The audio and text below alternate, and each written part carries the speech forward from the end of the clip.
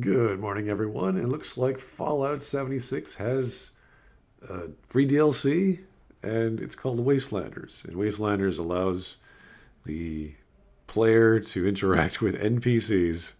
Finally, after about a year and a half of telling Bethesda, hey guys, the reason why we play Fallout games is because the story, the way you get story beats or quests or plot points, however you want to characterize those in Fallout games or an online Fallout game, is through NPCs.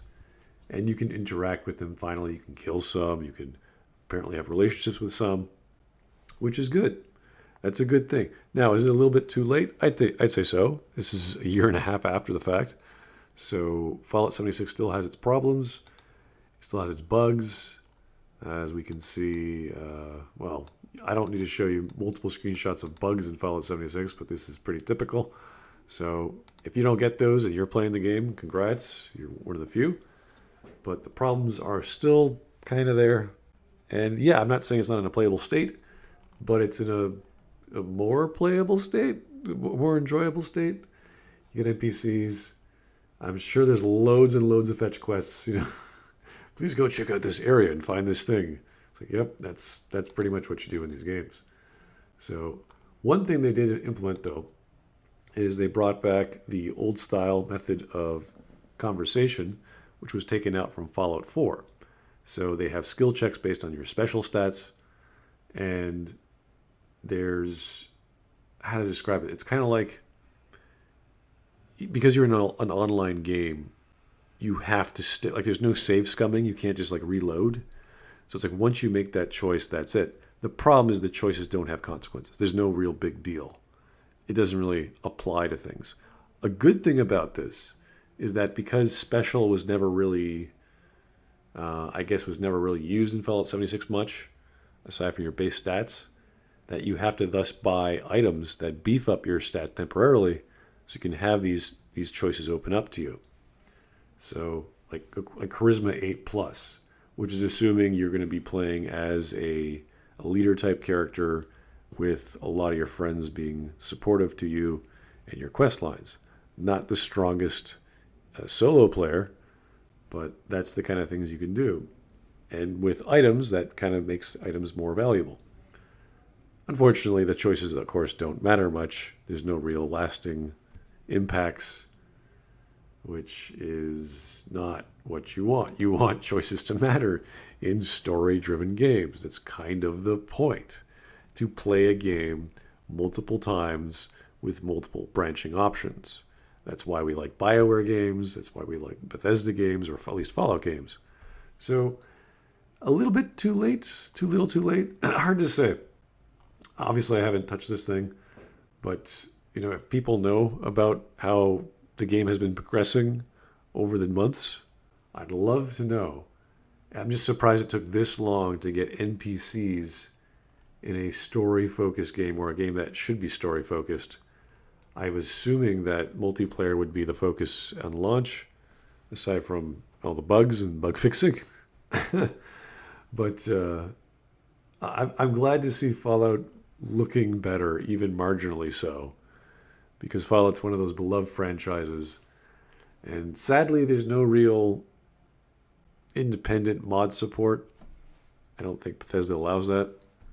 So a lot of the things that you love Fallout to be, which is independent, sort of freeform, single player, story driven game with branching choices, is sort of not there anymore. So you have to deal with what you're given. And you're probably not going to get a new Fallout game anytime soon. So people who love Fallout, I mean, hey, more power to you. You're finally getting something which is worthwhile. What I have been observing, though, is a lot of people who played the Fallout 76, they wish they've never played the game at launch for obvious reasons, so that when they come into Wastelanders, it's like, oh wow, this is kind of like what I like, and everything's going to be new. All the setting is going to be new, and you can walk about and not get bored as often because you've been around the environment so much. So, what's funny thing about the dialogue though is, for story-driven games, it's very difficult to tell a story-driven game that's worthwhile with no character interactions, etc., etc. There's no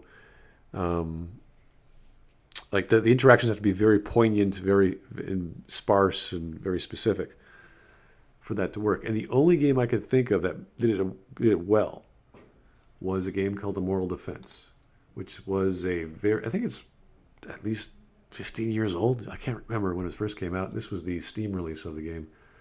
But this is based off, I can't remember, it's probably, here it is, the novel Liberata.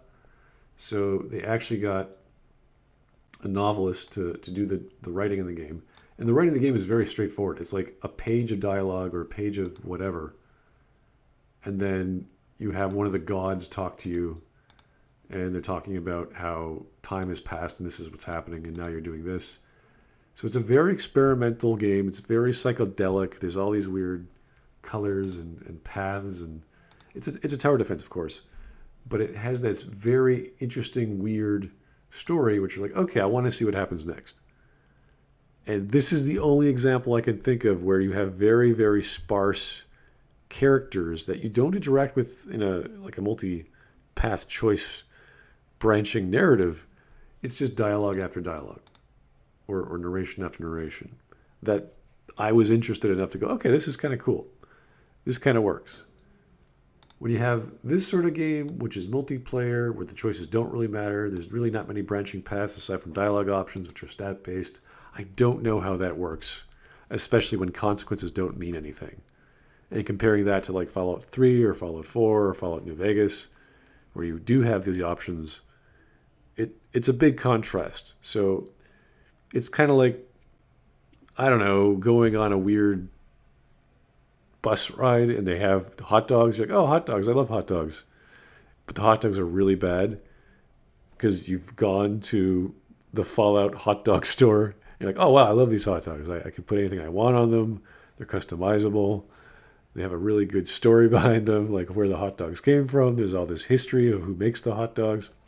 Very different than going on a strange Disney ride sort of thing with your friends where they give you crap hot dogs. So, yes, I guess Fallout 76 is slowly becoming the custom hot dog factory we've always wanted.